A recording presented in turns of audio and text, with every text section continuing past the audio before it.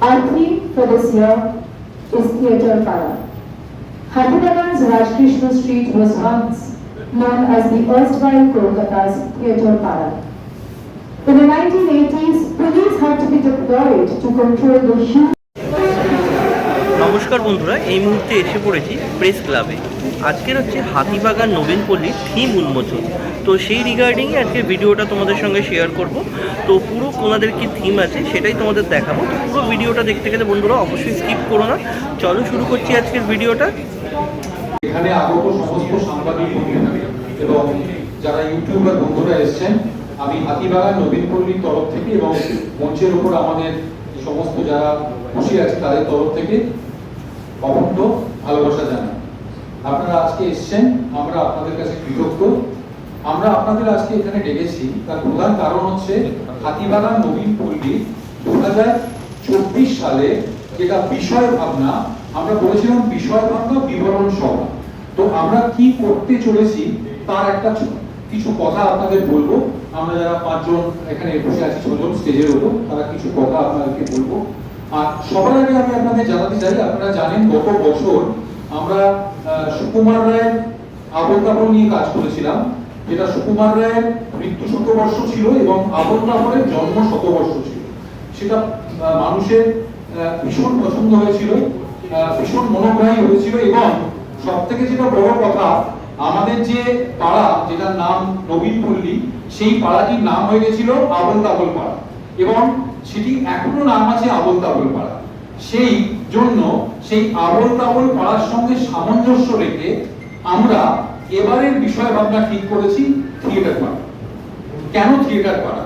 আপনারা সকলেই জানেন যে হাতিবাগানের রাজা রাজকৃষ্ণ স্ট্রিট, যেটা থিয়েটার পাড়া বলে খ্যাত, সেইটা আজ কিন্তু সেখানে থিয়েটার হয় না।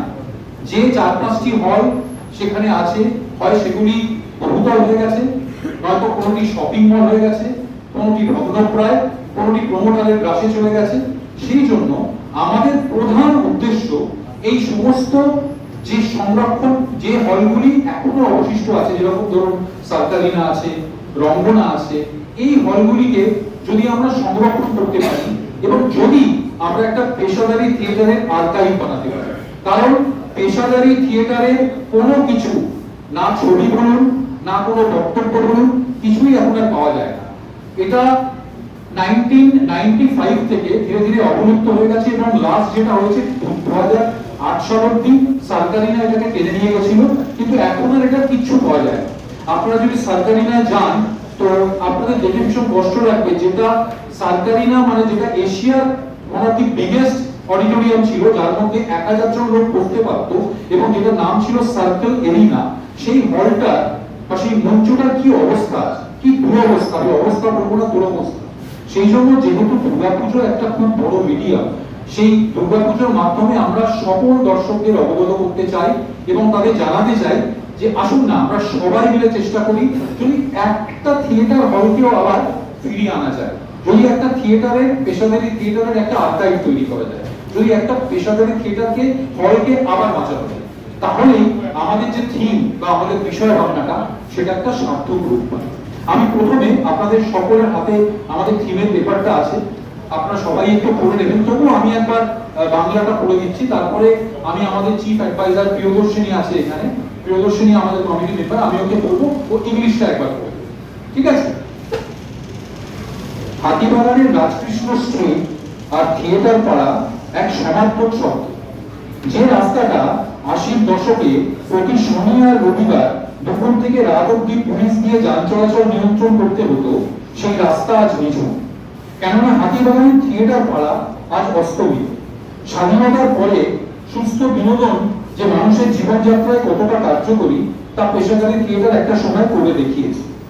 শ্যামলী, উল্কা, সেতু, এইসব নাটকগুলি তার জ্বলন্ত উদাহরণ।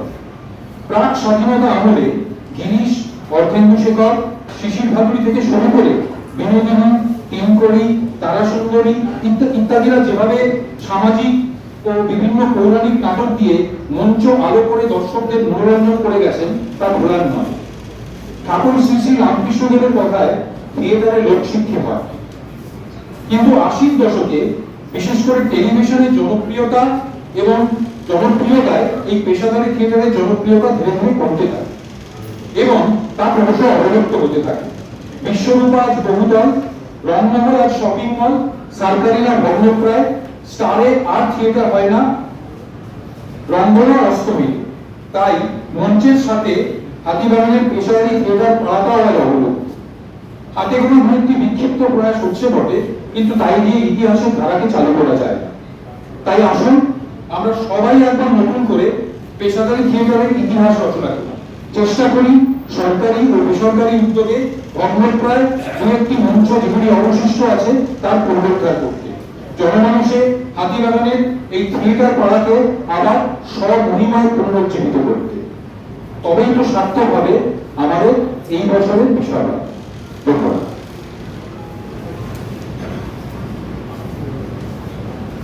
নমস্কার, আমি প্রিয়দর্শিনী। অভিনবত্বের মধ্য দিয়ে প্রতি বছর নবীন পল্লী ইতিহাস সৃষ্টি করে। এবছরে আমরা ইতিহাসকে আবার পুনরুজ্জীবিত করে আবারও ইতিহাস সৃষ্টি করতে চলেছি এবং আমাদের বিষয় ভাবনাটা আমি ইংরেজিতে আপনাদের পড়ে শোনাচ্ছি। Our theme for this year is Theatre Para. Hathibagan's Rajkrishna Street was once known as the erstwhile Kolkata's Theatre Para. In the 1980s, police had to be deployed to control the huge crowd that thronged the area. Now the same street lies silent as a mere shadow of its glorious past. Professional theatre was the primary source of entertainment in people's lives in the post-independence era. The roaring success of plays like Shamini, Ulka and Shetu proves this. In the pre-independence era too, professional theatre had a glorious presence in people's lives. Several stalwarts from Girish Ghosh or Bindu Shekhar Mustafi, Shishir Bhaduri to Noti Gunariji, Tara Sundari Devi and Tinkori Dashi. They would light up the stage and entertain audiences through several social and mythological plays. The great Thakur Sri Sri Ramakrishna himself said, "Theatre educates people." However, in the mid-80s, when the advent and rise of television, the popularity of Bengali professional theatre started to dwindle. Vishwarupa is now a multi-story apartment. Ranguna has turned into a shopping mall and Sarkarina is in ruins. Star rarely stages plays while Ranguna too lies forgotten. Like these once glorious theatres, the iconic Theatre Para of Hathibagan has faded into obscurity. There's a handful of people who still stage professional plays. However, the number is too low to carry on the glorious legacy. So come, let us all write a new chapter in the golden history of Bengali professional theatre. Let's make an effort to revive the dilapidated theatres that once bore witness to some of the most iconic performances in history and bring the glorious days back to Hathibagan's iconic Theatre Para. Only then will our efforts bear true fruit. এই বছর নবীন পল্লীর funded তো রাজুদাকে আমার channel এবং তরফ থেকে অসংখ্য শুভেচ্ছা বার্তা। অসাধারণ একটা ফিল্ম জাস্ট রিভিল করলে তুমি এখানে সবাই মানে গত বছর থেকেই অপেক্ষা করছিল যে নবীন পল্লী এবার কি করতে চলেছে আর রাজুদা কি করছিল, কেন শিল্পী হিসাবে তোমার পরিচয় আগেই চলে এসেছিল, কিন্তু আজকের ফিল্ম রিভিল হওয়াতে আমি মনে করি যারা জানবে এবং পুরো মানে বিশেষ করে প্রবীণ নাগরিকরা তারাও খুব আপ্লুত হয়েছে। তো এখানে নিশ্চিত কাজ থাকবে যে সেই জেনারেশনটাকেও টেনে নিয়ে আসবে। তো তুমি কী ভাবছো সেটা নিয়ে? আমি যখন এখানে কাজ করতে এসেছি অনেকে ভেবেছে যে আবল তাবল এখানে হবে, আবল তাবল পার্ট টু এরকম একটা কিছু হবে এরকম জায়গা থেকে অনেকে ভেবেছে, কিন্তু না, একদমই নয়। মানে আমরা চেষ্টা করছি একদম এখানকার একটা বিষয়কে নিয়ে, হাতিবাগান অঞ্চলের একটা বিষয়কে, একটা পুরোনো ইতিহাসকে নিয়ে আমরা কাজটা করার চেষ্টা করছি। এরকম জায়গাতে আমরা এই ধরনের একটা থিয়েটার নিয়ে আলোচনা, মানে থিয়েটার নিয়ে একটা বিষয়কে নিয়ে আমরা কাজটা করছি। হ্যাঁ, আমি অলরেডি একটু ঘুরে এসেছি। তো আমি দেখতে পাচ্ছি প্যান্ডেলটা কেমন হতে চলেছে, কিন্তু যেহেতু এখনও পারমিশন নেই সেভাবে ফুটেজ কালেক্ট করা আমি দিতে পারবো না হয়তো, কিন্তু তবুও আমি জিজ্ঞেস করে নেবো এই যে গত বছর পারফর্মিং আর্টটা হয়েছে, এবছর তো হবেই এমন শুনতে পেলাম, কিন্তু নবীন পল্লী রাস্তাটা ছোট জায়গা, তুমি তোমার দুজনেই হচ্ছে বলে তোমাকে জিজ্ঞেস করবো কোনো ডিফিকাল্টিস ফেস করো এটা নিয়ে? না, একদমই না। মানে তুমি যদি যাও দেখতে পাবে যে ওখানে যে একটা গলি ব্যাপার, সেই গলি ব্যাপারটা একদমই থাকবে না, এবং একটা হিউজ স্কেল দেখতে হবে, মানে যেটা কিনা দেখে মনেই হবে না এটা একটা গলি ছিল। এবং শুধু তাই না, এই জায়গাটাতে পুজো হচ্ছে, মানে সেই জায়গাটাও মনে হবে একটা রাস্তা পুজো, এই ব্যাপারটা ফিল করতেই পারবে না, একেবারেই ফিল করতে হবে, যেটা একটা বৃহৎ একটা আকার দেওয়া। তো গত বছরের যে ক্রিয়েশন এখনো রয়ে গেছে, আচ্ছা, তো সেটা কি মানে শিখে যাবে না নতুন করে কি আসবে? মানে এটাকে আমি ঢাকছি, অবশ্যই ঢাকতে হবে, সেইভাবে ঢাকবো না যেটা আবার পরবর্তীকালে যাতে এটা আবার আমরা যখন প্যান্ডেলটা খুলে দেবো সেই আবার একেবারে কী বলবো, ওই আবল তাবলটাই থেকে যাবে। শুভেচ্ছা বার্তা রইল আমার চ্যানেলে। তো বন্ধুরা, তোমরা জানতে পারলে হাতিবাগান নবীন পল্লীর এবছরের থিম হচ্ছে থিয়েটার পাড়া। আর আজকের সাথে সাথে এখানেই ভিডিওটা শেষ করলাম। ভালো লাগলে অবশ্যই লাইক শেয়ার কমেন্ট করে দিও। সবাই ভালো থেকো, দেখা হচ্ছে খুব তাড়াতাড়ি নতুন আর একটা ভিডিও নিয়ে।